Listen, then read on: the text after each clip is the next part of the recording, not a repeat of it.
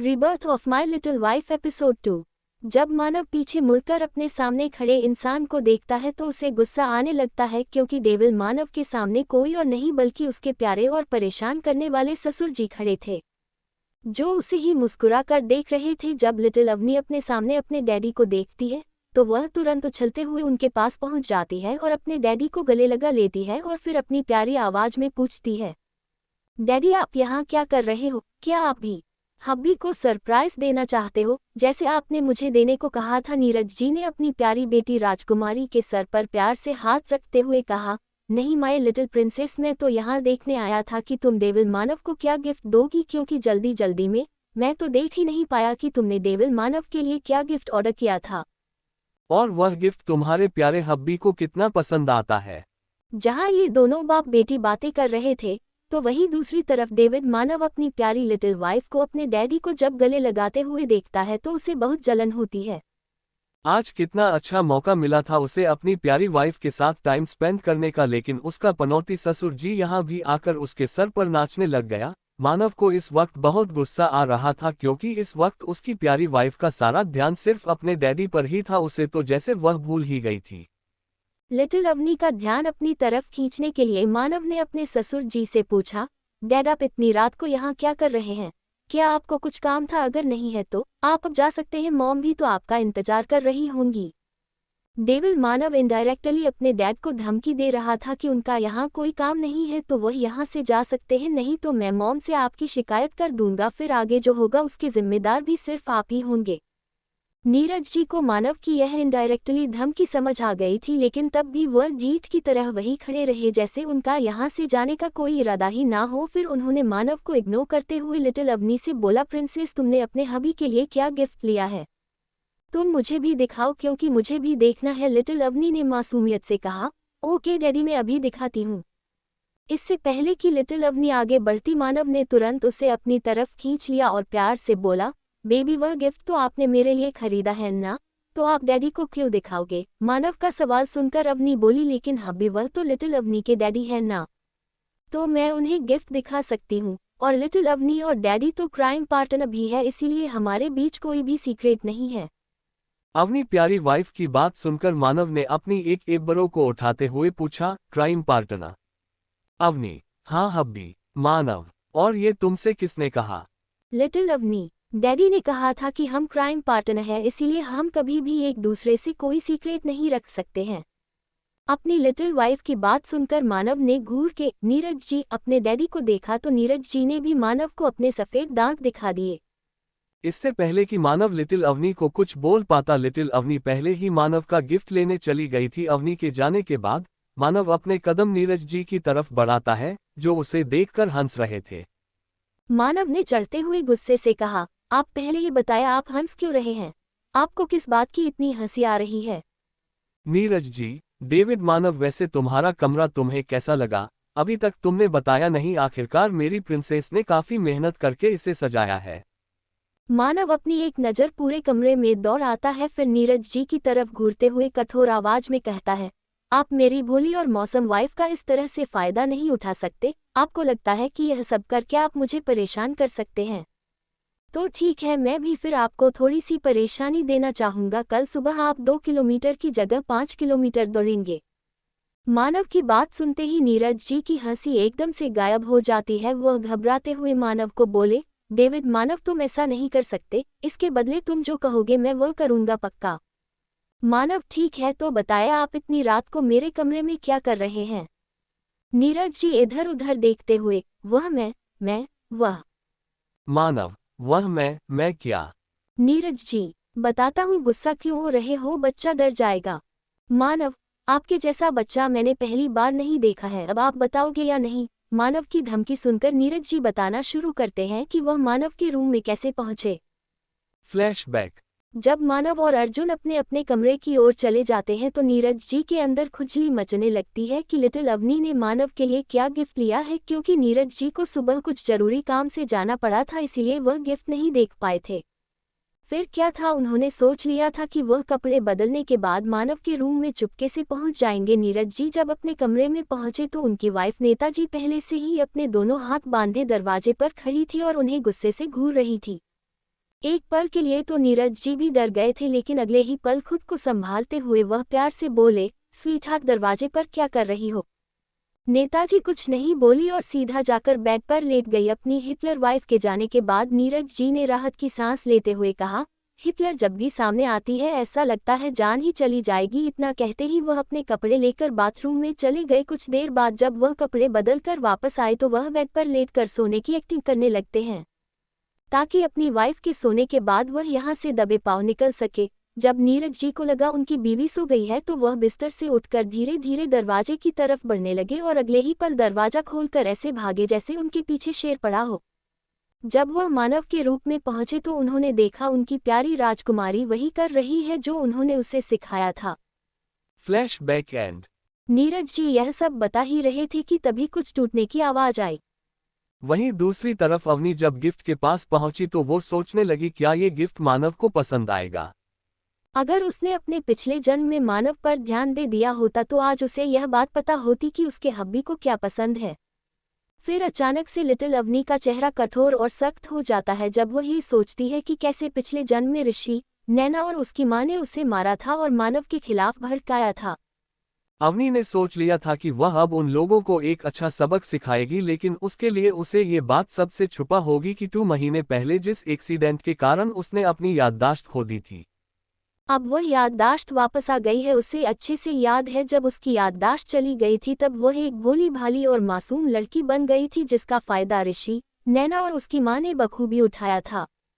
लेकिन अब तो उसकी मेमोरी वापस भी आ गई है और उसके साथ साथ उसके पास अपनी पिछले जन्म की भी मेमोरी है, तो वह इन सबको अच्छा सबक सिखाएगी। दरअसल अवनी बचपन से भोली और मासूम जरूर थी, लेकिन वो काफी समझदार भी थी और इंटेलिजेंट भी। मानव ने बचपन से ही अवनी को हर एक चीज की ट्रेनिंग दिलाने पर जोर दिया था, ताकि अवनी हमेशा स्ट्रांग बनी रहे और उसकी गैरमौजूदगी में वह खुद की सुरक्षा कर सके। उस वक्त अवनी मानव को बहुत पसंद करती थी और उसकी सभी बातों को भी मानती थी। लेकिन अवनी और मानव की शादी के ठीक 2 महीने पहले अवनी का एक बहुत बुरा एक्सीडेंट हो गया। उस वक्त मानव बिजनेस के सिलसिले में बाहर गया हुआ था। इस बात का फायदा ऋषि ने बखूबी उठाया था और अवनी को मानव के खिलाफ गलत गलत बातें बोलकर उसके खिलाफ भड़का दिया था। लेकिन जब मानव इंडिया वापस आया तब तक बहुत देर हो चुकी थी। अवनी मानव से काफी दूर हो चुकी थी और उसे नापसंद भी करने लगी थी। ये सब सोचते हुए अवनी के आंखों में आंसू आ जाते हैं कि उसने मानव के साथ कितना गलत किया था, लेकिन अब वह सब ठीक कर देगी। इस बार वह मानव को बिल्कुल भी हर्ट नहीं करेगी।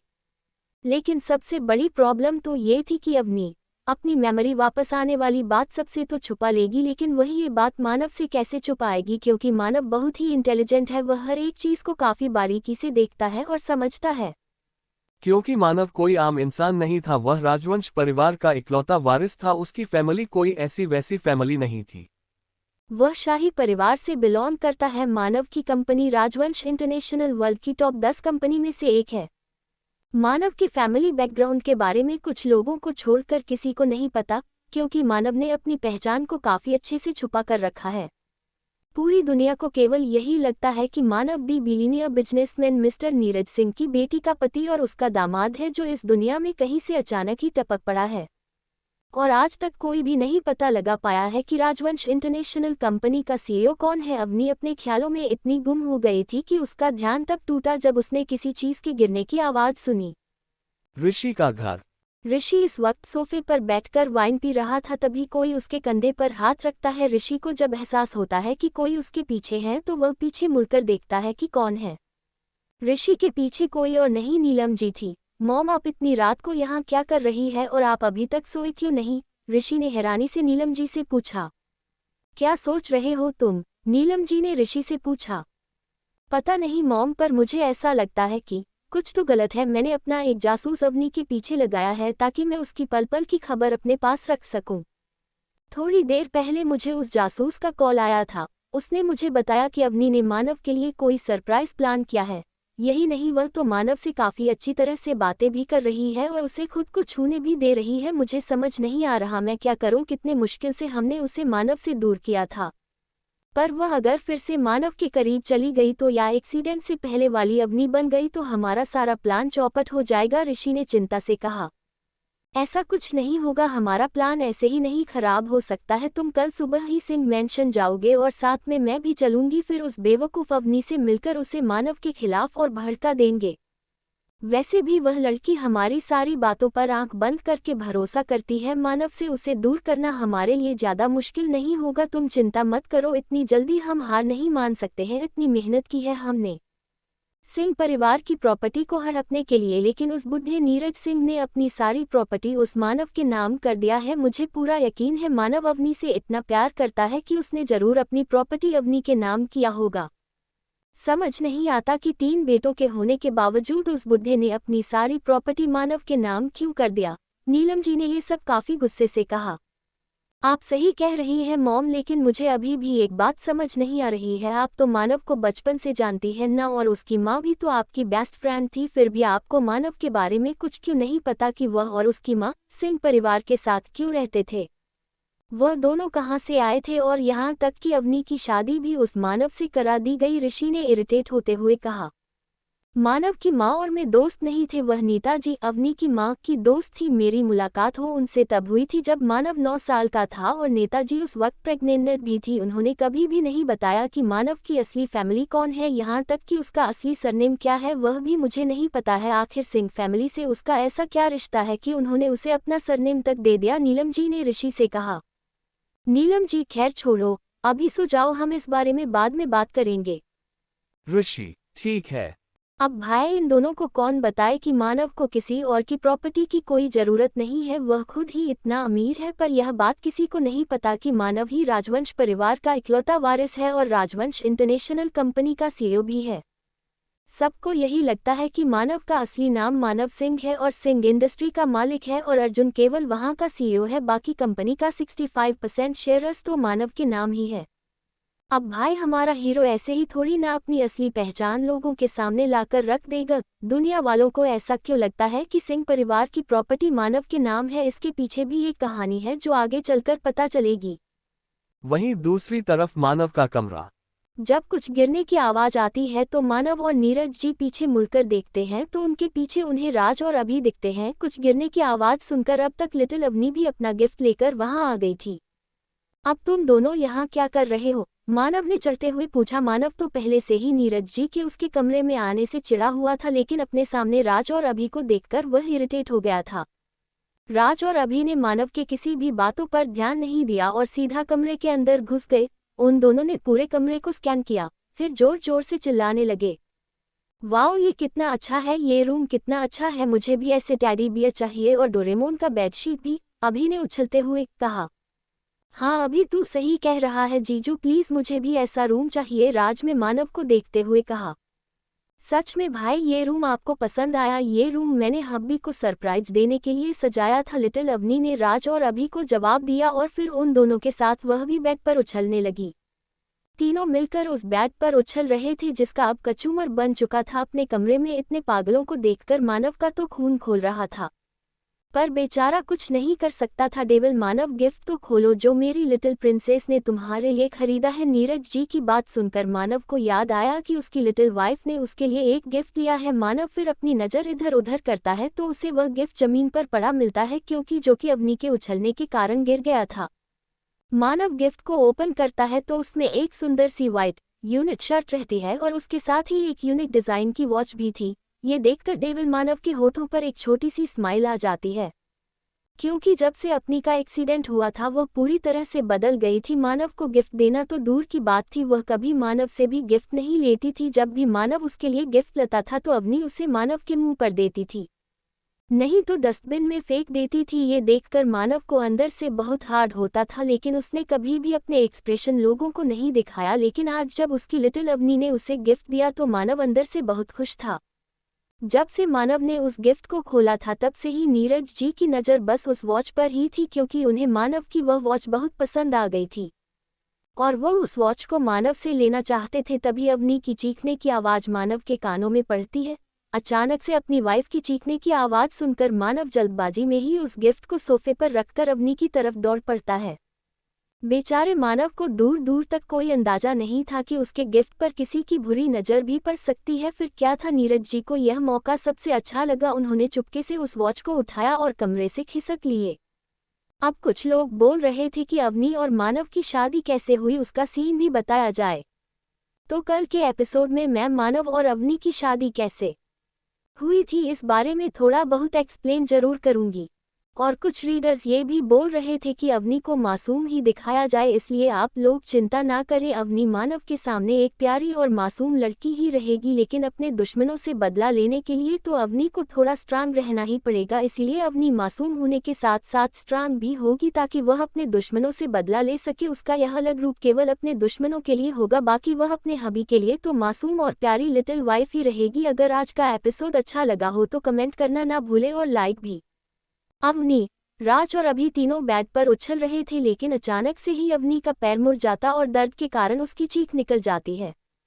जैसे ही लिटिल अवनी की चीख मानव के कानों में पड़ती है, वह तुरंत अपने गिफ्ट को सोफे पर रख के हड़बड़ी में अपनी प्यारी लिटिल वाइफ की तरफ भागता है। मानव देखता है कि उसकी प्यारी लिटिल वाइफ के पैर में मोच आ गई है और वह दर्द से तड़प रही थी। मानव तुरंत लिटिल अवनी के पास पहुंचता है और उसके पैर को पकड़कर अपनी चिंता भरी आवाज में बोलता है, बेबी ज्यादा दर्द हो रहा है, चिंता मत करो, मैं अभी डॉक्टर को बुलाता हूँ। इतना कहकर मानव ने डॉक्टर को कॉल लगा दिया। इस दौरान लिटिल अवनी बस रोए जा रही थी। अपनी प्यारी वाइफ को दर्द में देखकर मानव को ऐसा लग रहा था जैसे किसी ने उसके दिल में खंजर से वार कर दिया हो, क्योंकि वह न ही अपनी लिटिल अवनी की आंखों में आंसू देख सकता था और न ही उसे दर्द में देख सकता था। अब तक अभी और राज भी उछलना बंद करके अवनी के पास बैठ गए थे। उन दोनों के चेहरे पर घबराहट साफ देखी जा सकती थी, क्योंकि वह अपनी इकलौती प्यारी लिटिल बेबी सिस्टर से बहुत प्यार करते थे और अपनी बेबी सिस्टर को दर्द में नहीं देख सकते थे।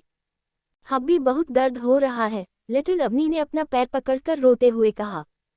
बेबी, मैंने डॉक्टर को कॉल कर दिया है, वह बस आते ही होंगे, तुम चिंता मत करो, मानव अपने घबराते हुए कहा।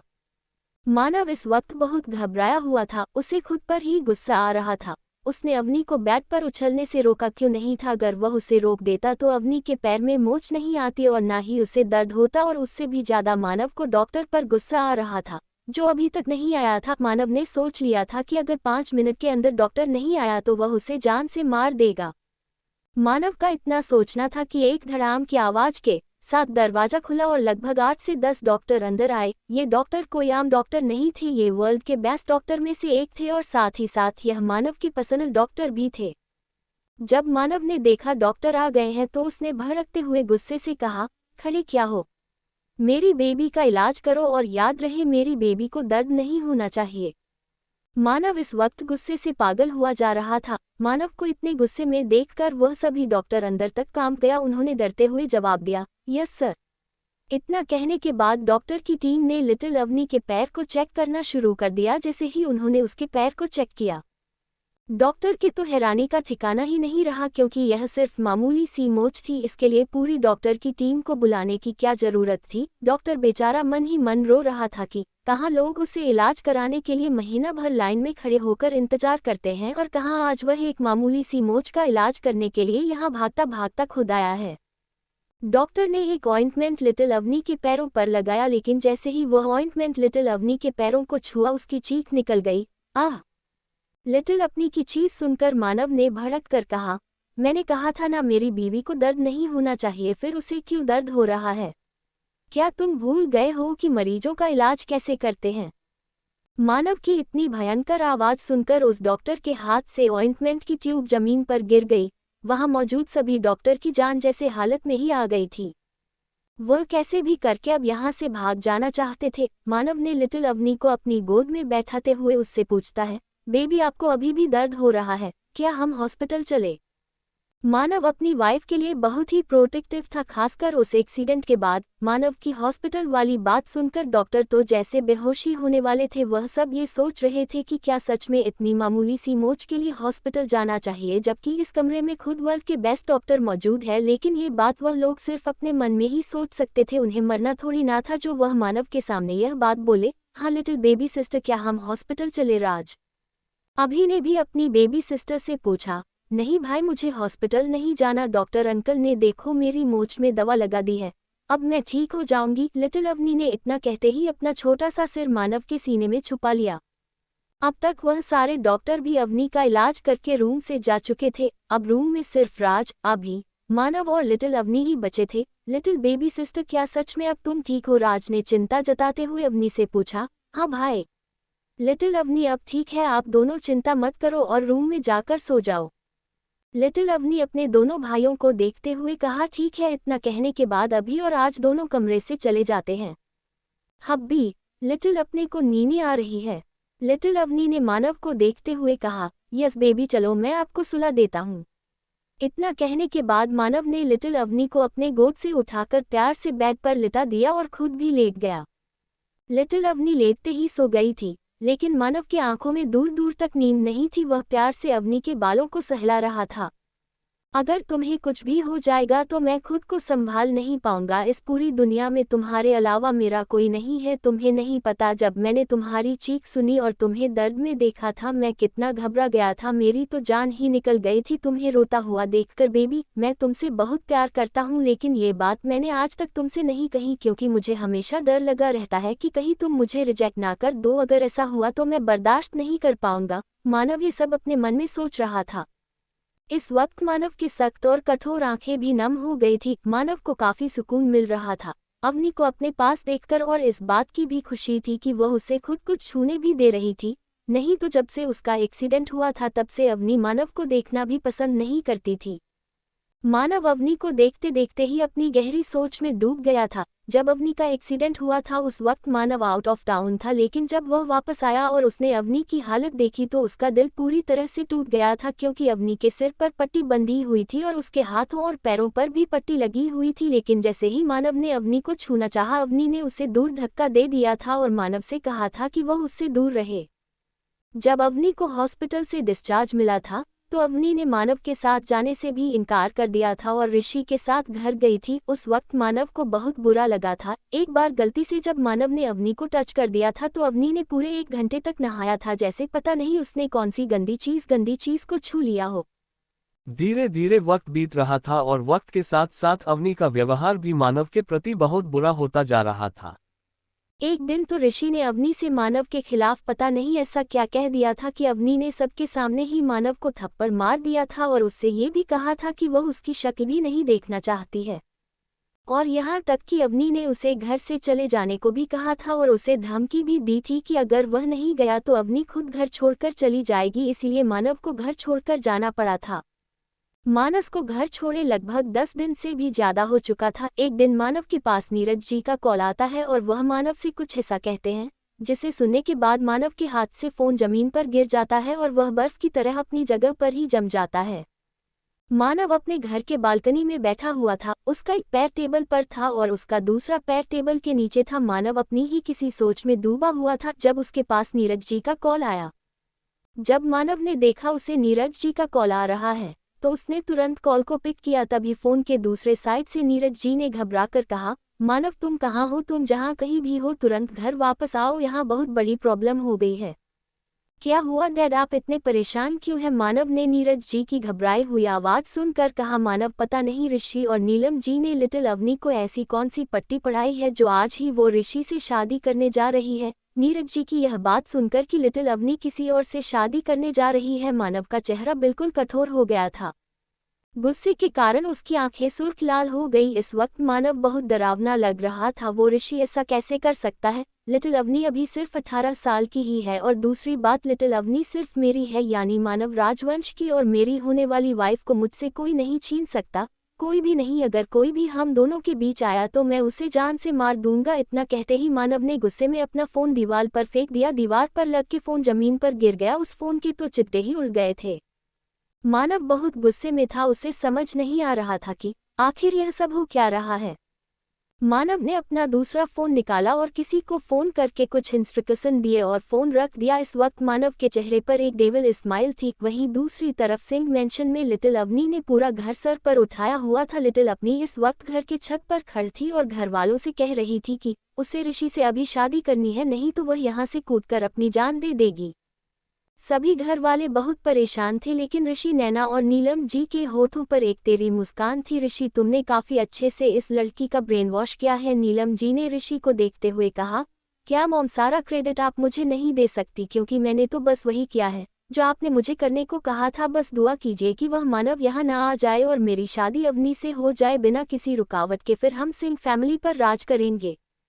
ऋषि ने हंसते हुए कहा, ये पूरा सिंह इंडस्ट्री अवनी के नाम है और जब तुम उससे शादी कर लोगे तो वह सब तुम्हारा होगा, फिर हम अवनी को भी अपने रास्ते से हटा देंगे। नैना ने ऋषि की तरह देखते हुए कहा, लिटिल अवनी बेटा, अपनी मॉम की बात सुनो और नीचे आ जाओ, नहीं तो तुम्हें चोट लग जाएगी। नीता जी ने परेशान होकर कहा, नहीं मम्मा, पहले आप वादा करो अभी, और इसी वक्त आप मेरी शादी ऋषि से आओगी तभी मैं नीचे आऊंगी। लिटिल अवनी ने जिद करते हुए कहा, बेबी सिस्टर, अभी तुम सिर्फ 18 साल की ही हो, इतनी जल्दी कैसे शादी कर सकती हो? राज ने अवनी को समझाते हुए कहा। हाँ गुड़िया, राज बिल्कुल सही कह रहा है, अभी आप बच्ची हो। अर्जुन ने भी अपनी छोटी बहन को समझाते हुए कहा। नहीं भाई, ऋषि ने मुझसे कहा था अगर मैंने आज ही उससे शादी कर ली तो वह मेरे साथ टॉयज खेलेगा, मुझे रोज चॉकलेट भी लाकर देगा और नए नए टेडी बेयर भी। लिटिल अवनी ने अपनी बात सबके सामने रखते हुए कहा। और तुमसे ये सब किसने कहा है? अर्जुन ने भड़कते हुए कहा। भाई, ऋषि ने खुद मुझसे कहा था और कोई भी मेरे साथ नहीं खेलता है, इसीलिए ऋषि ने कहा अगर मैं उससे शादी करूंगी तो वह मेरे साथ हमेशा खेलेगा। लिटिल अवनी ने मासूमियत से कहा।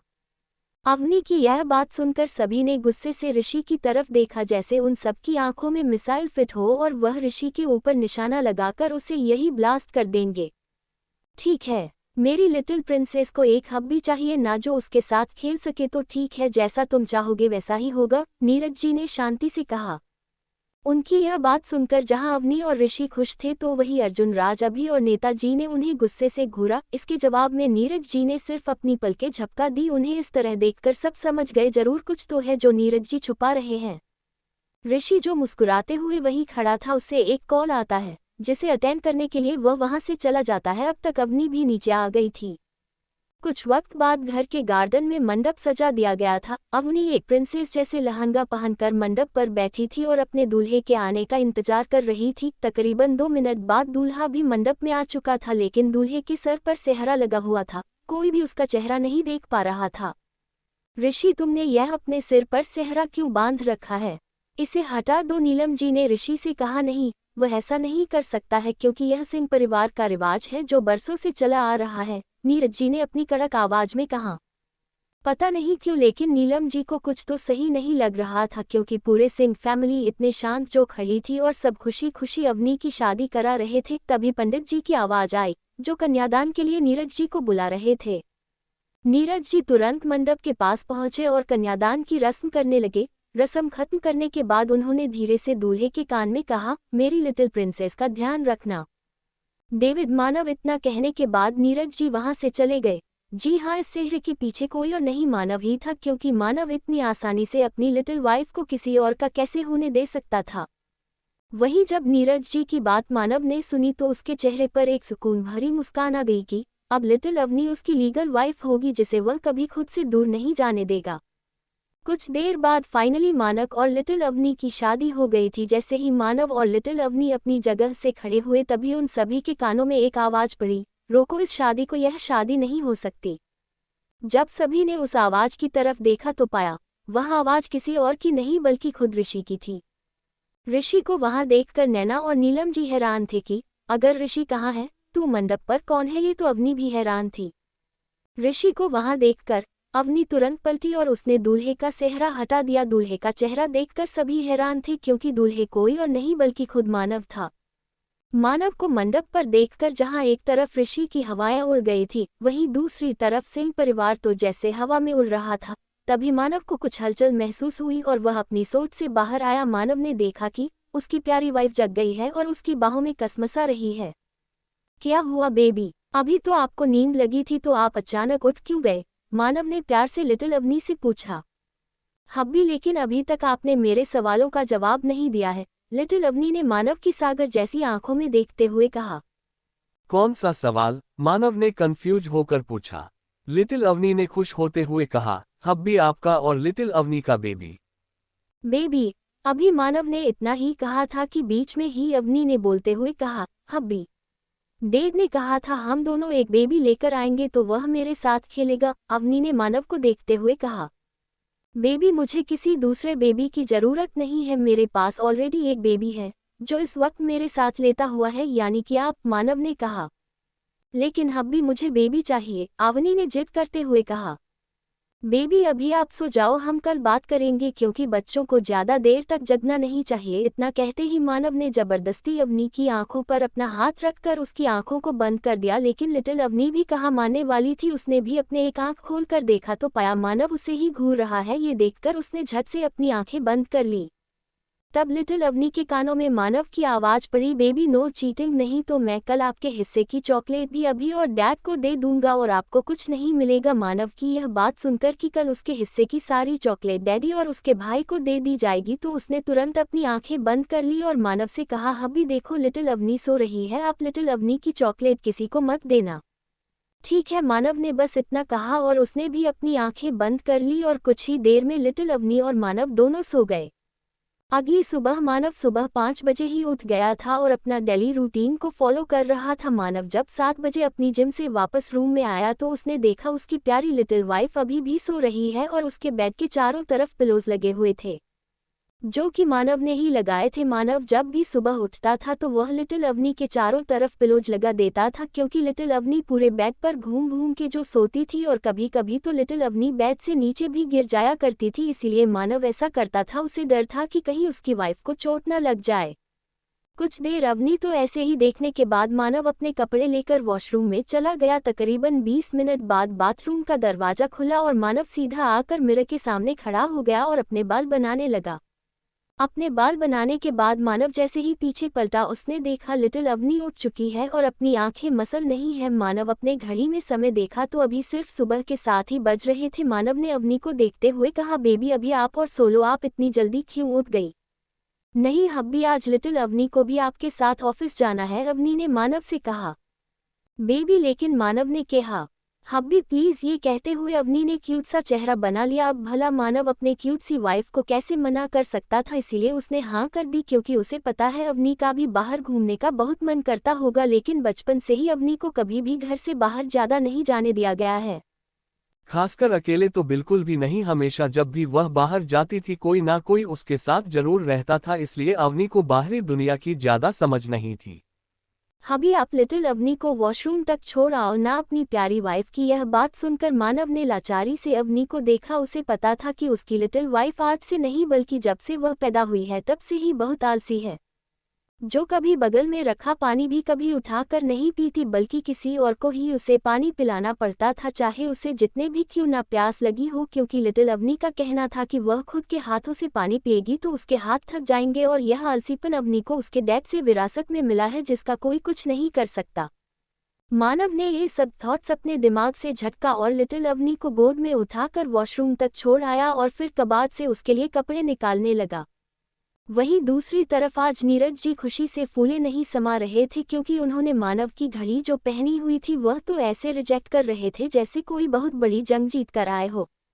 खुश होने के साथ साथ वह गाना भी गा रहे थे, आज मैं ऊपर आसमां नीचे, आज मैं आगे और जमाना है पीछे। नीरज का इतना अजीबोगरीब बिहेवियर देखकर हाल में बैठे सभी लोगों को बिल्कुल भी फर्क नहीं पड़ा क्योंकि वह हमेशा से ही इनकी ऐसी अजीबोगरीब हरकतें देखते आए हैं।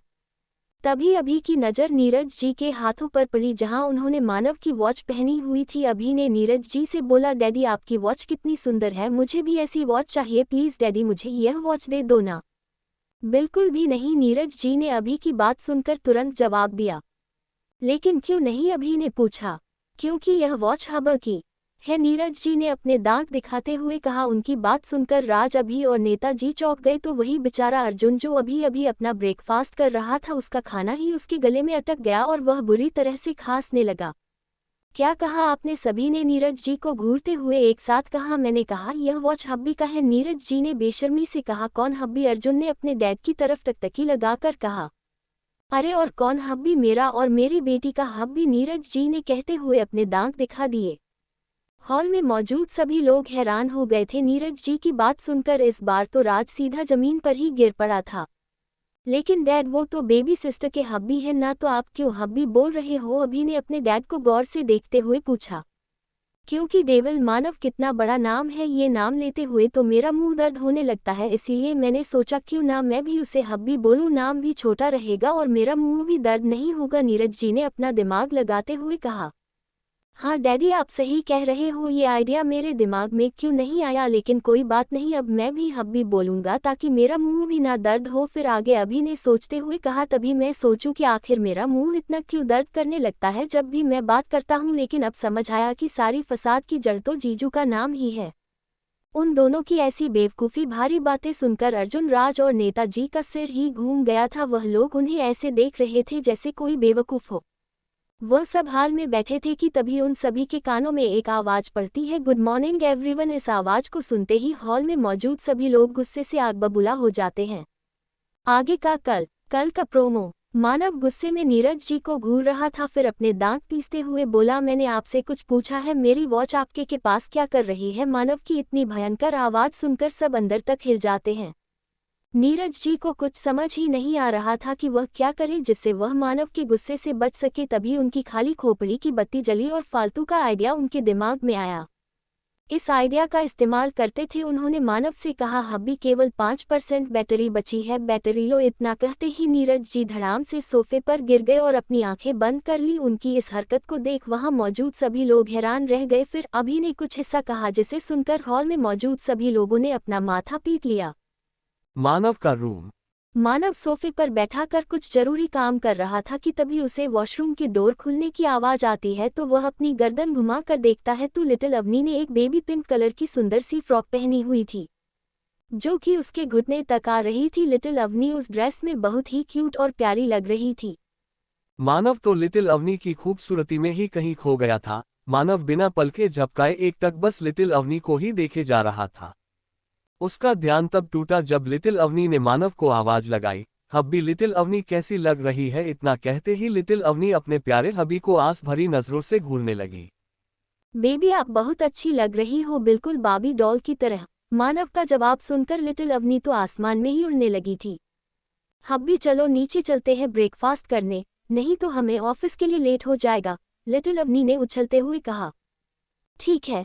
इतना कहते ही मानव जाने के लिए पीछे मुड़ गया और कुछ कदम चलने के बाद ही उसे एहसास हुआ कि उसकी प्यारी लिटिल वाइफ उसके पीछे नहीं आ रही थी। तो उसने पीछे मुड़कर देखा तो उसकी आलसी लिटिल वाइफ अभी भी अपनी जगह पर ही खड़ी थी। वह तो अपनी जगह से 1 इंच भी नहीं हिली थी। ये देखकर मानव ने उसे सवालिया नजरों से देखा, जैसे पूछ रहा हो, बेबी आप मेरे साथ क्यों नहीं आ रहे हो?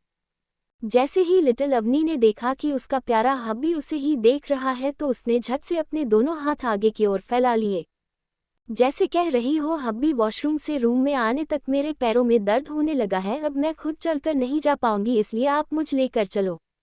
अपनी लिटिल वाइफ की मन की बात को समझते हुए मानव ने ना मैं अपना सिर हिला दिया और आगे बढ़कर लिटिल अवनी को अपनी गोद में उठा लिया और रूम से बाहर की ओर चला गया। वहीं दूसरी तरफ हॉल में जब सभी लोगों ने आवाज की दिशा में देखा तो वहां कोई और नहीं बल्कि ऋषि और नीलम जी खड़े थे, जिन्हें देखते ही जो अभी हाल में हंसी खुशी का माहौल था वह शांति में बदल गया। ऋषि और नीलम जी चलते हुए डाइनिंग टेबल पर आकर बैठ गए। उन्हें इस तरह से बैठता देख राज ने अपने मन में सोचा, आ गए भूत पिशाच कहीं के हमारा खून चूसने, शर्म नहीं आती, सुबह सुबह ही हमारे घर में आकर बिना पूछे हमारे साथ डाइनिंग टेबल पर बैठ गए हैं, जैसे इनके घर में कुछ खाने को ही नहीं है। हुआ राज, नीरज जी और अभी तीनों बस एक तक ऋषि को ही घूरे जा रहे थे, लेकिन अर्जुन और नीता जी को जैसे कोई फर्क ही नहीं पड़ रहा था। उनका पूरा ध्यान बस अपने खाने पर ही था। जब ऋषि और नेताजी ने देखा सभी लोग उन्हें इग्नोर कर रहे हैं तो उन्होंने भी बेशर्म की तरह खुद ही ब्रेकफास्ट सर्व करके खाने लगे। अभी ऋषि ने एक ही निवाला खाया था कि तभी उसकी नज़र सीढ़ियों पर गई जहां से अवनी को मानव अपनी गोद में लेकर आ रहा था। ये देखकर ऋषि के हाथ से निवाला गिर गया। ऋषि के चौक एक्सप्रेशन को देखकर सभी ने भी उधेड़ सीढ़ियों की तरह देखा जहां से मानव और लिटिल अवनी आ रहे थे। मानव ने डाइनिंग टेबल के पास आते ही लिटिल अवनी को अपनी गोद से उतारकर चेयर पर बैठा दिया और खुद भी उसके बगल में बैठ गया। मानव को अवनी के बगल में बैठता देख ऋषि ने गुस्से से अपनी मुट्ठी बंद कर ली और एक मुस्कान के साथ लिटिल अवनी से कहा, लिटिल अवनी तुम मेरे पास बैठो, मैं तुम्हें आज अपने हाथों से खाना खिलाऊंगा। ऋषि की बात सुनकर मानव के चेहरे का एक्सप्रेशन डार्क हो गया था। उसने गुस्से से ऋषि को घूरा, लेकिन मानव कुछ कर पाता उससे पहले ही मानव के कानों में उसकी लिटिल वाइफ की आवाज पड़ी, जो ऋषि से कह रही थी कि नहीं ऋषि, आज लिटिल अवनी को ब्रेकफास्ट हब्बी कराएंगे, नहीं तो लिटिल अवनी को चॉकलेट नहीं मिलेगी और मेरे हिस्से की चॉकलेट भी हब्बी, डैडी और भाई को दे देंगे। ऋषि कोई बात नहीं, मैं तुम्हारे लिए दूसरी चॉकलेट ला दूंगा। अवनी लेकिन वह चॉकलेट तो मुझे नहीं मिलेगी ना जो हब्बी लेकर आएंगे, फिर डैडी और भाई दोनों मेरे हिस्से की चॉकलेट खा जाएंगे। क्या क्या कहा तुमने? तुम्हारे पास भी चॉकलेट है? नीरज जी ने अपनी आंखों में एक चमक लेकर ऋषि की तरफ देखा। नीरज जी की इस हरकत पर नीता जी ने टेबल के नीचे से ही एक जोरदार किक उन्हें मारी, जिसके कारण नीरज जी की एक चीख निकल पड़ी। उनकी चीख सुनकर सब उन्हीं की तरफ देखने लगे। इस बात का फायदा उठाकर लिटिल अवनी जल्दी से टेबल के नीचे घुस गई और अपने पैरों के बल चलते हुए ऋषि के पास पहुंची और जल्दी से उसके दोनों जूतों के लेस को आपस में बांध दिया। फिर झट से अपनी जगह पर आकर ऐसे बैठ गई जैसे उसने कुछ किया ही ना हो। भले ही यह सब किसी ने नोटिस ना किया हो, लेकिन मानव की चील जैसी नज़र से लिटिल अवनी की यह करतूत छुप ना सकी। और यही नहीं, जब लिटिल अवनी नीचे ये कांड कर रही थी तब अभी भी ऊपर एक कांड कर रहा था। उसने भी इस मौके का फायदा उठाते हुए ऋषि के खीर में नमक और सब्जी में लाल मिर्च भर भर कर डाल दिया। बेचारे ऋषि को तो इस बारे में कुछ भनक तक नहीं पड़ी कि उसकी हालत खराब होने वाली है। दोनों भाई बहन की इस हरकत पर मानव को अंदर ही अंदर हैरानी हो रही थी, लेकिन ये हैरानी उसने अपने चेहरे पर नहीं आने दिया। जब नीरज जी ने देखा सब उन्हीं की तरफ देखे जा रहे हैं तो उन्होंने बड़े ही एटीट्यूड से कहा, क्या है, कभी इतना हैंडसम और सुंदर बच्चा नहीं देखा क्या जो ऐसे सब मुझे घूर रहे हो? तुम सब मुझे ऐसे नहीं घूर सकते, क्योंकि ऐसे सिर्फ मुझे हब्बी ही घूर सकता है। नीरज जी की इस बात पर सभी उनको अजीब तरह से देखने लगे। लेकिन मानव उन्हें सिर्फ गुस्से से घूरे जा रहा था। उसका तो मन कर रहा था कि वह सारी दुनिया को आग लगा दे, क्योंकि अब तक मानव की नज़र नीरज जी के हाथों पर जा चुकी थी। जहां नीरज जी ने मानव की वॉच पहनी हुई थी, नीरज जी को भी रियलाइज हो चुका था कि मानव ने अपनी वॉच को पहचान लिया है। इसलिए वह मानव से बचने के लिए झट से अपनी कुर्सी से उठकर हाल के सोफे के पास जाकर खड़े हो गए। तभी उनके कानों में मानव की गुस्से भरी आवाज पड़ी, मेरी वॉच आपके पास क्या कर रही है डैड? मानव की इतनी भयंकर आवाज सुनकर वहां मौजूद सभी लोग अंदर तक कांप गए। नीरज जी ने हकलाते हुए कहा, हब्बी वह क्या? वह और क्या आप मेरी वाइफ है जो मुझे हब्बी कह रहे हैं? मानव ने अपने कड़क आवाज में कहा, अगर तुम मुझे मौका दोगे तो मुझे कोई दिक्कत नहीं है हब्बी। नीरज जी ने बेशर्मी से कहा। उनकी बात सुनकर मानव ने अपना बचा कुचा पेशेंस भी खो दिया। पहले आप मुझे ये बताया, आखिरकार मेरी वॉच आपके पास क्या कर रही है? इस वक्त नीरज जी को समझ नहीं आ रहा था कि वह मानव के गुस्से से कैसे बचे। कुछ देर सोचने के बाद आखिरकार उनके खाली खोपड़ी में एक बेकार सा आइडिया आ ही गया। उन्होंने उस आइडिया को एग्जीक्यूट करते हुए मानव से कहा, हब्बी केवल 5% बैटरी बची है, बैटरी लो। इतना कहते ही नीरज जी धड़ाम से सोफे पर गिर गए और अपनी आंखें बंद कर ली। उनकी इस हरकत पर सभी लोग हैरान थे, यहाँ तक कि मानव भी। डैडी की बैटरी खत्म हो गई है, उन्हें चार्ज करना पड़ेगा। मैं अभी रूम से नोकियो का चार्ज लेकर आता हूँ। इतना कहते ही अभी तुरंत कुर्सी से खड़ा होकर अपने रूम की तरफ भाग गया। वहां मौजूद सभी लोग बस अभी को देखते ही रह जाए। वहीं दूसरी तरफ कुणाल का घर के सभी सर्वेंट को कुणाल ने परेशान कर रखा है, यहाँ तक कि डिजाइनर और हेयर स्टाइलिश को भी। पहले तो सुबह के 5 o'clock बजे से 7 o'clock बजे तक कुणाल बाथरूम में ही घुसकर नहाता रहा। फाइनली जब वो नहाकर बाहर आया तो उसने डिजाइनर को परेशान कर लिया था, क्योंकि कुणाल अब तक 30 से 35 ड्रेस ट्राई कर चुका था। लेकिन उसे कुछ समझ ही नहीं आ रहा था कि वह पहने क्या, जिसमें आज वह अर्जुन को अपनी खूबसूरती और हैंडसमनेस से जला सके। हैरानी की बात तो यह थी कि सभी कपड़े केवल सफ़ेद रंग के ही थे। सभी ने उसे कितना समझाया कि वह दूसरे रंग के कपड़ों को भी ट्राई करे, लेकिन कुणाल है कि उसे सिर्फ सफ़ेद कपड़े ही पहना था। कुणाल का घर। फाइनली जब कुणाल ने 36 बार ड्रेस को ट्राई किया तब जाकर उसे स्माइल संतुष्टि मिली।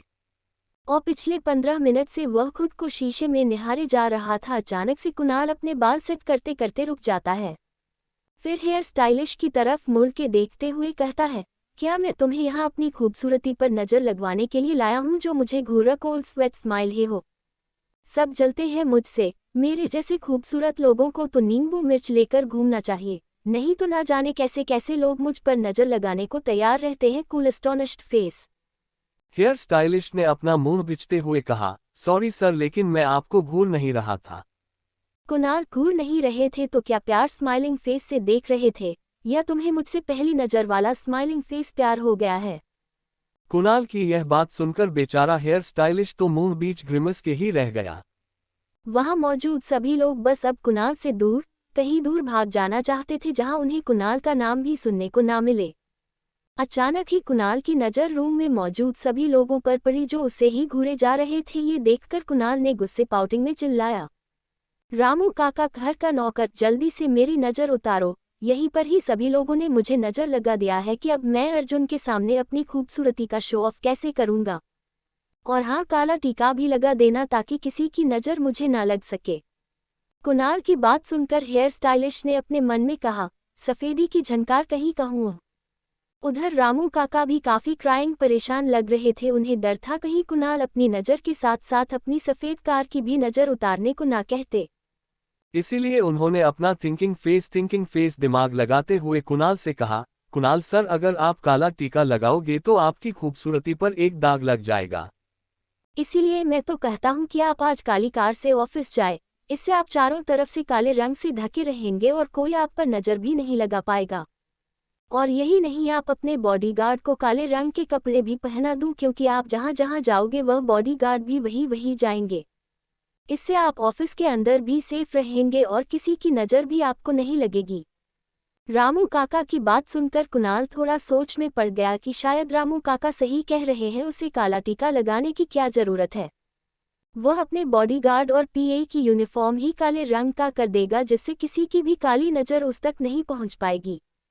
कुणाल ने खुश cold sweat smile, cold sweat smile, cold sweat smile, cold sweat smile होते हुए रामू काका से कहा, रामू काका, तुम तो ग्रेट हो, इस महीने में तुम्हें अच्छा खासा बोनस दूंगा। जाओ और जाकर मेरे बॉडीगार्ड और पीए को जल्दी से काले रंग के कपड़े पहनने को कह दो।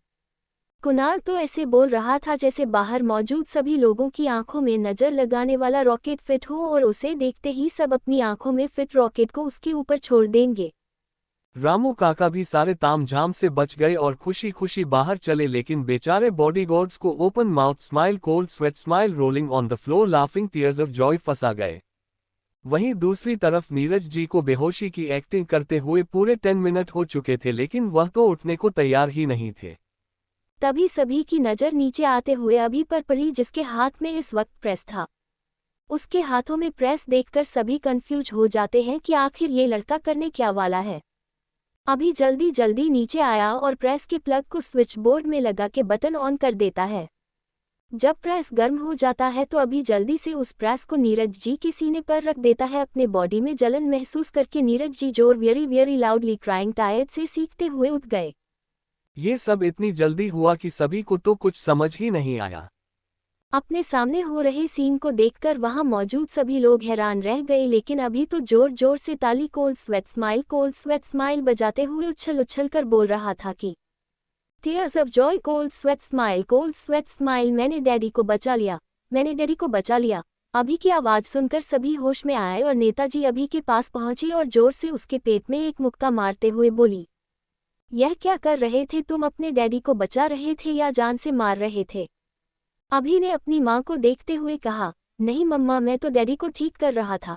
डैडी ने ही तो कहा था कि बैटरी लो, इसीलिए मैं रूम में चार्जर ढूंढने गया था, लेकिन मुझे चार्जर नहीं मिला। तो मुझे याद आता है कि मैंने एक बार टीवी में देखा था, मरीज जब बेहोश हो जाता है तो डॉक्टर उसको ऐसे ही दो प्रेस लेकर झटका देते हैं, जिससे मरीज होश में आ जाता है। मुझे तो एक ही प्रेस मिला था, इसलिए मैंने सोचा मैं इसी से काम चला लेता हूँ। देखो मम्मा, मैंने डैडी को जिंदा भी कर दिया। मैं कितना intelligent, cool, open mouth smile हूँ।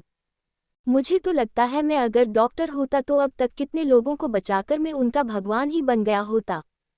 हाँ, और इसी भगवान को लोग गली गली दौड़ा कर मारते। अब मुझे समझ आया आखिरकार, जब अभी डॉक्टर बनना चाहता था तो मानव ने उसे डॉक्टर क्यों नहीं बनने दिया। शायद उसने अभी की काबिलियत को बचपन में ही आंक लिया था। अभी की हरकतों को देखते हुए अर्जुन ने खुद से कहा, अच्छा हुआ तू डॉक्टर नहीं है, नहीं तो आज हम सभी के तस्वीरों पर हार चढ़ा होता। अभी फ्यू को मारते हुए नेताजी ने कहा।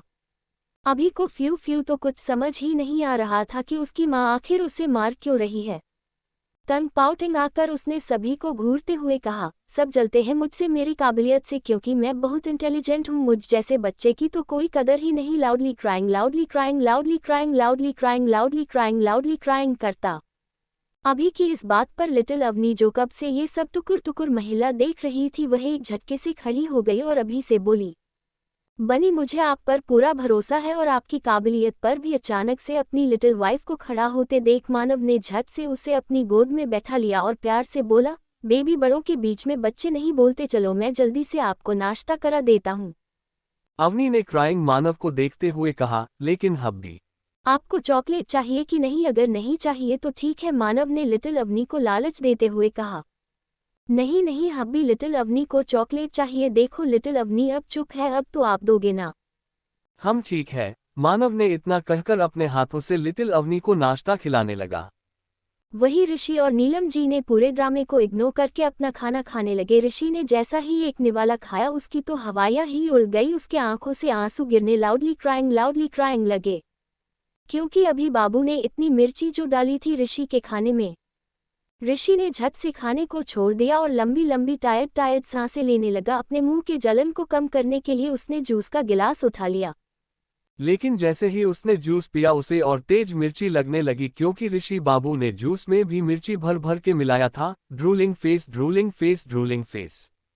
ऋषि अब बर्दाश्त नहीं कर पा रहा था, इसीलिए वह झटके से कुर्सी से उठकर चिल्ला पड़ा, पाउटिंग डिजी फेस, इस खाने में कितनी मिर्ची है? पानी, पानी, कोई जल्दी से मुझे पानी दो। Crying loudly crying very.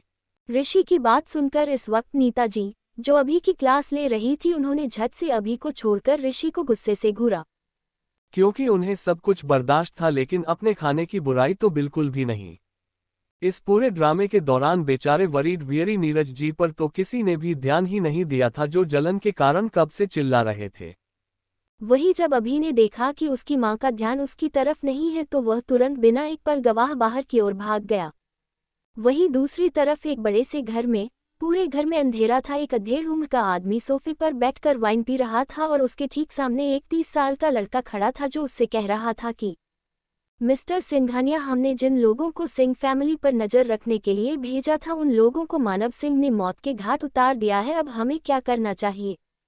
पता नहीं यह मानव सिंह इस दुनिया में कहाँ से टपक आया है। जाओ और जाकर पहले इस मानव के बारे में सब कुछ पता करो, उसके बाद देखेंगे हमें क्या करना है। Veer pouting pouting pouting pouting pouting. Yes sir. इतना कहते ही वीर वहां से चला गया। सिंह मेंशन। जैसे ही नीताजी ने सुना कि ऋषि उनके खाने की बुराई कर रहा है तो वह तुरंत ऋषि की तरफ पाउटिंग मुड़ी। वही ऋषि जैसे ही अपने चेयर से खड़ा होता है, अचानक उसका बैलेंस बिगड़ जाता है और वह सीधा अपने सामने रखे खाने पर गिरता है और फिर नीचे। बेचारा वेरी ऋषि, इस वक्त उसे देखकर ऐसा लग रहा था जैसे खाने से नहा कर आया हूं। ये सीन देखकर सभी ओपन माउथ फेस हैरान थे, लेकिन अगले ही पल सब हंसने लगे, सिर्फ मानव को छोड़कर, क्योंकि मानव अभी भी बिना किसी एक्सप्रेशन के डाइनिंग टेबल पर बैठा था और अपनी प्यारी वाइफ को अपने हाथ से ब्रेकफास्ट कर आ रहा था। जब लिटिल अवनी ने ऋषि की हालत देखी तो वह भी अपना पेट पकड़कर tears of Joy rolling on the floor laughing, rolling on the floor laughing, tears of Joy, cold sweat smile हंसने लगी। मानव तो अपनी लिटिल वाइफ की हंसी में ही कहीं खो गया था। फिर उसने लिटिल अवनी के सर पर हाथ रखते हुए कहा, बेबी क्या आपका पेट भर गया है? हाँ हब्बी, हंसते कोल्ड स्वेट स्माइल हुए लिटिल अवनी ने कहा। लिटिल अवनी की बात सुनकर मानव खड़ा हुआ और अवनी को गोद में उठा लिया, फिर घर से बाहर जाने लगा। जब ऋषि ने देखा कि लिटिल अवनी ने उस पर जरा सा भी ध्यान नहीं दिया है तो उससे रहा नहीं गया और उसने अवनी को आवाज लगाई, अवनी देखो मेरी हालत क्या है, तुम्हें नहीं लगता कि तुम्हें मेरी मदद करनी चाहिए? सॉरी ऋषि, लेकिन आज मुझे हब्बी के साथ ऑफिस जाना है, लिटिल अवनी ने मानव के कंधे स्माइलिंग फेस पर अपना सर रखते हुए कहा। मानव काफी स्पीड से घर से बाहर निकल रहा था, क्योंकि उसको डर था कहीं अवनी ऋषि के लिए यही ना रुक जाए। जब मानव अवनी को लेकर बाहर पहुंचा तो उसने देखा अभी बाबू पहले से ही कार निकाल कर खड़े थे। अभी बाबू बड़े कूल स्टाइल से कार से टेक लगाकर खड़े थे। उन्हें देखकर ऐसा लग रहा था जैसे पता नहीं कौन सा महान काम करके आए हैं। क्या तुमने कुछ किया है? मानव ने अभी को पाउटिंग शक की नज़र से देखते हुए कहा। नहीं नहीं जेहिच, मैंने कुछ भी नहीं किया है, मैं तो जब से बाहर आया हूँ तब से यही खड़ा हूँ। ना तो मैंने ऋषि के कार को टच किया है और ना ही मैंने उसकी कार की टायर की हवा निकाली है। सच्ची अभी ने शरीफ cold sweat smile, cold sweat smile, cold sweat smile, cold sweat smile, cold sweat smile yummy face बनते हुए मानव से कहा। हाँ तुम तो बहुत ही मासूम yummy face cold sweat smile smiling face हो, पर पता नहीं ये लोग सारे मुसीबतों का बिल तुम्हारे सर ही क्यों फाड़ देते हैं। घर के बाहर आते हुए अर्जुन ने कहा। बनी सब कुछ तो समझ आ गया, लेकिन यह आप हब्बी को जेहेच क्यों बोल रहे हो? अचानक से लिटिल अवनी बोल पड़ी। वह बेबी सिस्टर एक्चुअली जेहेच मतलब होता है जीजू हब्बी। शर्मा ने grinning cat smiling cat with heart eyes guard की एक्टिंग करते हुए अभी ने कहा। मानव और अर्जुन अब और अभी बाबू की बकवास सुनकर अपना टाइम वेस्ट नहीं करना चाहते थे, इसलिए उन्होंने उसे पूरी तरह से इग्नोर किया और दोनों अवनी को लेकर कार की तरफ बढ़ गए। मानव और अवनी मानव की कार में थे और अर्जुन अपनी कार में। जब अभी ने देखा कि सब उसे इग्नोर करके चले गए हैं तो वह भागते हुए जाकर सीधा मानव की कार में बैठ गया और मानव के पूछने से पहले ही बोल पड़ा। जेस मुझे भी आज आपके साथ ऑफिस जाना है। जब आप मीटिंग में बिजी हो गए तब मैं लिटिल बेबी सिस्टर का अच्छे से ध्यान रखूंगा। ये सब अभी ने एक सांस में ही बोल डाला था। मानव ने अभी की बात सुनकर कुछ रिएक्ट नहीं किया, वह तो वैसा ही एक स्टैचू एंग्री की तरह अपनी जगह पर बैठा रहा। इधर लिटिल अवनी जो अपने प्यारे बनी से इशारों इशारों में बात कर रही थी और अभी बाबू भी अपने लिटिल बेबी सिस्टर को इशारों इशारों में ही कुछ बता रहे थे। स्मर्क। लिटिल अवनी अपने भाई अभी को ही बनी कहती है, इसलिए आप लोग कंफ्यूज मत हो जाएगा। मानव ये चीज कब से नोटिस कर रहा था, लेकिन फिर भी उसने ऐसे दिखाया जैसे उसने कुछ नोटिस ही ना किया हो और ना ही मानव उन दोनों से कुछ पूछने वाला था, क्योंकि उसे पता था कि वह दोनों बाद में खुद आकर सब बताएंगे। क्योंकि हमारे अभी बाबू और लिटिल अवनी की यही तो खासियत है कि वह दोनों कोई भी चीज़ सीक्रेट नहीं रख पाते। वह दोनों बातों बातों में थोड़ा थोड़ा करके हर चीज़ बता देते हैं, पर फिर भी उन दोनों को ऐसी गलतफहमी रहती है कि उनका सीक्रेट सिर्फ उन्हें ही पता है। Tears of Joy, cold sweat smile. उन्हें तो इस बात का एहसास भी नहीं होता कि उन्होंने अपना सीक्रेट किसी को बताया भी है। Cold sweat smile, cold sweat smile, open mouth smile. Office पहुंचने तक पूरे रास्ते लिटिल अवनी और अभी बातें ही करते आए थे। उन दोनों का मुंह एक मिनट के लिए भी बंद नहीं हुआ था। बेचारा ड्राइवर स्लीपी स्लीपी तो दोनों से परेशान हो गया था, लेकिन एक मानव था कि जैसे उसे कोई फर्क ही ना पड़ा हो। कार के रुकते ही मानव ने जल्दी से बैकसीट का डोर ओपन किया और कार से उतर गया। कार से उतरते ही उसने झट से अपने कान में डाली हुई रुई को निकालकर अपने कोट के जेब में रख लिया, क्योंकि उसे डर था फ्यू कहीं अगर उसकी प्यारी लिटिल वाइफ ने ये देख लिया तो वह हल्ला मचा देगी। यही नहीं, उसे यही पीट पीट कर उसका कचूमर भी बना देगी। मानव को अभी भी अच्छे से याद था लास्ट टाइम वह अवनी से 6 महीने पहले मार खाया था। असल में लिटिल अवनी को जब ज्यादा गुस्सा आता है तो वह ये नहीं देखती थी कि उसके सामने कौन है पाउटिंग, बल्कि वह सीधा एक्शन एंग्री मोड में आ जाती है, जिसका शिकार कई बार मानव खुद बन चुका है। ऊपर से मानव ने उसे बचपन से ही फाइटिंग सिखाया था, तो सोचिए कितनी जोर से लगता होगा। मानव तो उल्टा अपनी प्यारी वाइफ पर अटैक भी नहीं कर सकता था, इसलिए उसे अच्छा खासा मार पड़ जाती थी। जब कभी भी ऐसा होता था तो नीरज जी अवनी को रोकने के बजाय सोफे पर बैठकर कोल्ड ड्रिंक और पॉपकॉर्न खाने के साथ साथ अपने सामने चल रहे नजारा का भी पूरा आनंद उठाते थे। Upside down face, yummy face, tears of joy. Little Avni के अंदर एक और खासियत थी कि उसका गुस्सा सिर्फ मानव ही खत्म कर सकता था और झेल सकता था। भले ही लिटिल अवनी मासूम smiling face with open hands, smiling face with open hands और भोली थी, मगर वह बेवकूफ नहीं थी। उसका दिमाग बहुत तेज चलता था। अगर वो एक बार कुछ देख लेती थी तो कभी नहीं भूलती थी। वैसे तो लिटिल अवनी को जल्दी गुस्सा एंग्री नहीं आता था, लेकिन अगर आता था तो सिंध परिवार की बात तो छोड़ो, मानव की दिल की धड़कन भी डर से बुलेट ट्रेन की स्पीड से धड़कने लगती थी। आवनी भले ही अपने परिवार के सामने मासूम और भोली थी, मगर दूसरों के सामने वह ऐसी बिल्कुल नहीं थी। लेकिन एक्सीडेंट के बाद face with head bandage, dizzy face, याददाश्त जाने के कारण सब कुछ बदल गया था। तब से ना तो अवनी ने गुस्सा किया था और ना ही मानव को मारा था, बल्कि वह तो सीधा मानव से पाउटिंग नफरत ही करने लगी थी। लेकिन पता नहीं क्यों मानव का सेंस उससे कह रहा था कि अवनी पहले वाली अवनी जैसी हो गई है, यानी एक्सीडेंट के पहले वाली अवनी। वहीं दूसरी तरफ सिंह मेंशन के बाहर नीलम जी और ऋषि घर से बाहर आ गए थे, क्योंकि ऋषि ने नेताजी के खाने की बुराई की थी, इसलिए उन्होंने दोनों को भगा दिया था। बेचारा ऋषि, उसकी हालत इतनी खराब थी कि वह किसी को बता भी नहीं सकता। ऋषि जल्दी से भागता हुआ अपने कार के पास पहुंचा, लेकिन जैसे ही उसने देखा कि उसके कार के टायर में हवा ही नहीं है, उसके चेहरे का तो रंग ही उड़ गया था। बाहर आसपास मौजूद सभी लोग उसे अजीब सी नजरों से घूर रहे थे। ये देखकर ऋषि को काफी शर्मिंदगी महसूस हो रही थी और उसके साथ साथ गुस्सा भी आ रहा था। असल में डाइनिंग टेबल पर अवनी के कारण ही घी गिरा था, क्योंकि अवनी ने उसके दोनों शू के लेसेस आपस में जो बांध दिए थे, जिसके कारण ऋषि का बैलेंस बिगड़ गया और वह सीधा जाकर डाइनिंग टेबल के ऊपर गिर गया था। लेकिन ऋषि को तो लगता है ये सब मानव ने करवाया है, इसीलिए अब वह मानव से बदला लेना चाहता है। वहीं जब मानव ने जब रूही को छुपा दिया, उसके बाद जैसे ही पीछे पलटा तो सामने वाले इंसान को देखकर उसके माथे से पसीना निकलने लगा। मानव जैसे ही पीछे मुड़ता है, उसने देखा कि उसके पीछे उसकी प्यारी लिटिल वाइफ अपने दोनों हाथों को कमर पर रखकर उसे ही टुकुर टुकुर घूर रही है। ये देखकर मानव घबरा जाता है कि कहीं लिटिल अवनी ने उसे कान से रूई निकालते हुए देख तो नहीं लिया है। मानव यही सब सोच रहा था कि तभी उसके कानों में लिटिल अवनी की आवाज पड़ती है, हब्बी आप क्या छुपा रहे हो? अवनी का सवाल सुनते ही मानव अंदर से घबरा जाता है, लेकिन वह अपने फेस एक्सप्रेशन को कठोर ही रखता है। नहीं बेबी, कुछ नहीं, और आप जल्दी से फेस कवर कर लूं और अभी तुम भी। इतना कहते ही मानव अपने फेस पर मास्क लगा लेता है।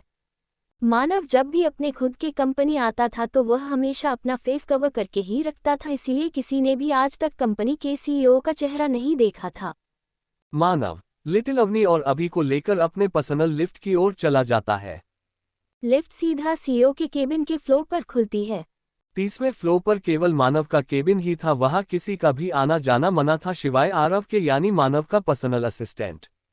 मानव सीधे अवनी को लेकर अपने केबिन के अंदर चला जाता है, उसके पीछे पीछे अभी भी आ जाता है। मानव का कैबिनेट अर्जुन के कैबिन से भी ज्यादा बड़ा और सुंदर था।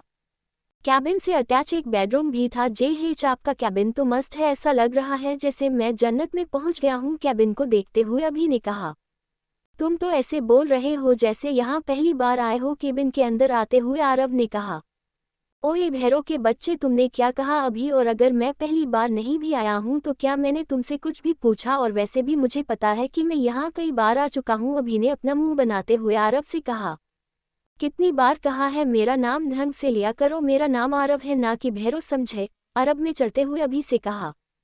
इन दोनों को ऐसे टॉम एंड जेरी जैसे लड़ते हुए देखकर लिटिल अवनी ने मानव से पूछा, हब्बी यह अंकल और बनी आपस में लड़ क्यों रहे हैं? अपने लिए अंकल शब्द सुनकर और आरव तुरंत अवनी की तरफ देखता है, बेचारा, क्योंकि वो सिर्फ 23 साल का ही था है।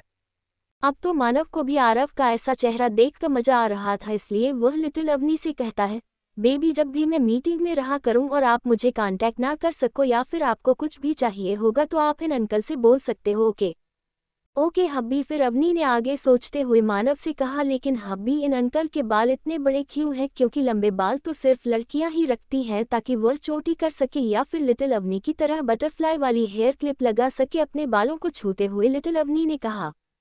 हाँ लेकिन लड़के आपकी तरह हेयर क्लिप नहीं लगाते हैं, मानव ने कहा। और अच्छा, लेकिन हब्बी आप रोज मेरे बाल बनाते हो? क्योंकि मुझे अपने बाल बनाने नहीं आता है, तो क्या मैं इन अंकल के बालों में ट्राई करके देख सकती हूँ प्लीज? हब्बी एक्साइटेड होकर लिटिल अवनी ने कहा। उसकी यह बात सुनकर आरव को ऐसा लगा जैसे उसके ऊपर किसी ने अभी अभी बर्फ का पानी डाल दिया हूँ। उसे समझ नहीं आ रहा था कि वह क्या करे, क्योंकि उसके बॉस अपनी बीवी के किसी भी बात को नहीं टालते थे, जोरू के गुलाम जो ठहरे। हाँ बेबी क्यों नहीं, आपको जो करना है आपको कर सकती है, आपको मुझसे पूछने की कोई जरूरत नहीं है, मानव ने आरव को देखते हुए कहा। इस वक्त मानव के चेहरे पर एक शैतानी भरी मुस्कान थी। तो वही अरब की तो हालत खराब हो गई थी, बेचारे ने पूरे 20 मिनट लगाए थे अपने बालों को सेट करने में। और आरव अगर इस दुनिया में सबसे ज्यादा प्यार किसी से करता था तो वह सिर्फ अपने लंबे घने बालों से, और आज उसी बालों का कचूमर उसकी लेडी बॉस बनाने की बात कर रही थी। उसे तो कुछ समझ ही नहीं आ रहा था कि वह क्या करे। एक पल के लिए तो उसके दिमाग में आया कि वह इस कैबिन की खिड़की से कूद जाए, लेकिन फिर उसे याद आया कि वह इस 30वें फ्लोर पर है, अगर वह यहाँ से कूदेगा तो सीधा ऊपर जाएगा। वही अभी तो अब तक सोफे पर लेटकर मजे से सो भी गया था, जैसे उसे किसी चीज से कुछ मतलब ही ना हो। जब मानव की नज़र उस पर पड़ी तो उसने अपने मन में सोचा, ये जब भी मेरे ऑफिस आता है या तो मेरे एम्प्लॉय को परेशान करता है या फिर मेरे केबिन में आते ही पूरी दुनिया को बेचकर सो जाता है, गधा कहीं का। यंग मैडम, वह अभी मुझे सर के साथ एक इम्पॉर्टेंट मीटिंग में जाना है, इसलिए मैं अपने बाल नहीं बनवा सकता, आप मुझे माफ़ कर दीजिए यंग मैडम। इतना कहते ही आरव तुरंत कैबिन से ऐसे भागा जैसे अगर वह 1 मिनट भी रुक जाता तो लिटिल अवनी उसे पकड़कर उसके बालों को काट देती। बेबी, अभी मुझे मीटिंग में जाना है तो आप यहाँ आराम करो, और कुछ काम हो तो अभी तो बता देना, उसे यहाँ सब पता है। ओके, अवनी के बालों पर हाथ फेरते हुए मानव ने कहा और फिर कैबिन से चला गया। मानव के जाते ही लिटिल अवनी तुरंत सोफे के पास जाकर अभी को उठाती है। बनी, उठो, देखो हब्बी चले गए हैं, चलो हम भी नीचे चलते हैं और हब्बी के वापस आने से पहले वापस आ जाएंगे। हाँ, और सबको परेशान भी करेंगे, झट से उठते हुए अभी ने कहा। वह तो ऐसे एक्साइटेड हो रहा था जैसे उसके दिमाग में कुछ बड़ा चल रहा हो। फिर दोनों खुशी खुशी केबिन से निकलकर नीचे ऑफिस की तरफ चले जाते हैं जहां सभी एम्प्लॉय अपना अपना काम कर रहे थे।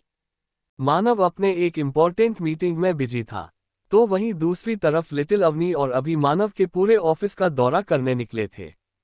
वह दोनों पूरे ऑफिस में ऐसे घूम रहे थे जैसे यह ऑफिस मानव का नहीं बल्कि इन दोनों का ही हो। लिटिल अवनी पूरे ऑफिस को गौर से देख रही थी, तभी उसकी नज़र एक जाने पहचाने चेहरे पर पड़ती है। उस इंसान को देखकर लिटिल अवनी को अपना पिछला जन्म याद आने लगता है कि कैसे इस इंसान ने उसके हब्बी को उससे दूर करने की कोशिश की थी। यह इंसान हर बार मानव को उसके खिलाफ भड़काने की कोशिश करता था, लेकिन मानव कभी भी उसकी बातों में नहीं आया था। इस इंसान ने काफी कोशिश की थी मानव को रिझाने की, लेकिन मानव ने कभी भी इस इंसान को एक नज़र तक उठाकर नहीं देखा था। अवनी इस चेहरे को कभी भी नहीं भूल सकती थी। यह इंसान कोई और नहीं बल्कि उसकी सबसे अच्छी दोस्त प्रिया थी। प्रिया की उम्र 23 साल थी, वह लिटिल अवनी से पूरे 5 साल बड़ी थी। प्रिया और लिटिल अवनी एक पार्टी के दौरान एक दूसरे से मिले थे, तब से ही दोनों अच्छे दोस्त बन गए थे। प्रिया इस वक्त अपने डेस्क पर बैठी अपना काम कर रही थी। उसके टेबल पर उस वक्त एक कॉफ़ी का मग रखा हुआ था, जिसे देखकर लिटिल अवनी की आंखें चमक उठी। लिटिल अवनी धीरे धीरे प्रिया के डेस्क की तरफ बढ़ने लगी। आज मैं इसे खूब परेशान करूंगी, आखिरकार इसे भी तो पता चलना चाहिए अवनी मानव राजवंश क्या चीज़ है, लिटिल अवनी ने अपने मन में सोचा। जब अभी की नज़र अपनी बेबी सिस्टर पर पड़ी जो उसे इग्नोर करके खुद ही आगे बढ़े जा रही थी, वह तुरंत भागकर अवनी के पास गया और उससे पूछा, बेबी सिस्टर, तुम मुझे अकेला छोड़कर कहाँ जा रही हो? क्योंकि हम दोनों ने डिसाइड किया था कि हम दोनों साथ मिलकर सबको परेशान करेंगे। अभी इतना कहकर अवनी को देखने लगा। बनी, मैं तो हमारे शिकार को देख रही थी जिससे हमें परेशान करना है। ये कहकर लिटिल अवनी प्रिया की तरफ इशारा किया। प्रिया को देखकर अभी की आंखें चमक उठी। उन दोनों भाई बहन ने आंखों ही आंखों में कुछ इशारा किया और निकल पड़े अपने प्लान को अंजाम देने। अभी जाकर प्रिया के सामने खड़ा हो गया, फिर उसके डेस्क को नोक करते हुए उससे बोला, हेलो प्रीटी गर्ल, क्या तुम बिजी हो? प्रिया ने जब सर उठाकर ऊपर देखा तो उसकी आंखें सीधा अभी से जा मिली। एक पल के लिए तो प्रिया चौंक गई, लेकिन फिर खुद को संभालते हुए अभी से बोली, अभी सर आप यहाँ क्या कर रहे हैं? इधर अभय ने प्रिया को पूरी तरह से बिजी कर दिया था, तो वहीं दूसरी तरफ लिटिल अवनी अपने घुटनों के बल चलते हुए प्रिया के डेस्क के पास पहुंची और प्रिया जिन डॉक्यूमेंट को पढ़ रही थी उन डॉक्यूमेंट्स को जल्दी से उठाकर अपने पास रख लिया और जो डॉक्यूमेंट उसके हाथ में थे उसे प्रिया के डेस्क पर रख दिया। मीटिंग रूम में मानव इस वक्त अपने एक इम्पॉर्टेंट मीटिंग में बिजी था कि तभी उसे एक कॉल आता है। फोन की स्क्रीन पर फ्लैश हो रहे नंबर को देखकर मानव की आंखें पाउटिंग डार्क हो जाती है और फिर मानव ने तुरंत अपनी नजरें आरव की तरफ की। मानव की कोल्ड पाउटिंग नजरों को देखकर आरव समझ जाता है कि उसका बॉस क्या चाहता है। आरव तुरंत आगे आकर मीटिंग को संभाले लगा और मानव तुरंत उठकर मीटिंग रूम से बाहर चला गया। वहीं दूसरी तरफ लिटिल अवनी ने डॉक्यूमेंट बदलने के बाद जैसे ही जाने के लिए पीछे मुड़ी कि तभी उसकी नज़र प्रिया के फ़ोन पर चली गई, जिसकी लाइट जल रही थी और इस स्क्रीन पर मानव की पिक्चर शो हो रही थी। पाउटिंग मानव की फोटो को प्रिया के फोन में देखकर लिटिल अवनी के तन बदन angry angry angry pouting look of Triumph में तो जैसे आग ही लग गई थी। अवनी ने अपने मन में सोचा, इस आंटी की हिम्मत तो देखो, मेरे हब्बी की फ़ोटो को अपने वॉलपेपर पर सजा के रखा है और आज तक मैंने कभी भी हब्बी की फ़ोटो तक खींचने की हिम्मत नहीं की है। चुड़ैल, भूत, राक्षस कहीं की। नहीं नहीं, मैं इसे क्यों गालियां दे रही हूँ जबकि अपना सिक्का ही खोटा है। हब्बी की हिम्मत भी कैसे है इस आंटी को अपनी फोटो खींचने देने की। एक बार हब्बी मेरे सामने आ जाए फिर उन्हें अच्छे से बताऊंगी। इम्प इम्प इम्प राय कैट फेस पाउटिंग कैट।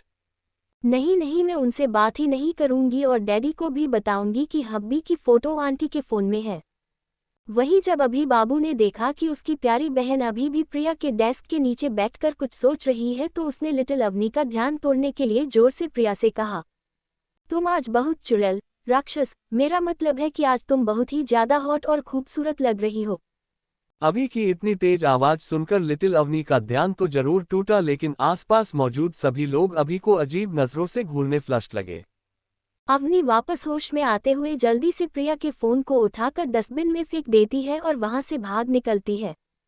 क्या यार, कितने बुरे दिन आ गए हैं, मुझ जैसे प्यारे से बच्चे को भी इस चुड़ैल आंटी की झूठी तारीफ करनी पड़ रही है, चपड़गंजी कहीं की हूँ। वहीं दूसरी तरफ कोई देख ना ले इस डर से लिटिल अवनी अभी भी अपने घुटनों के बल चल रही थी कि तभी अचानक से वह रुक गई, क्योंकि उसे अपने सामने एक जोड़ी जूते दिखा।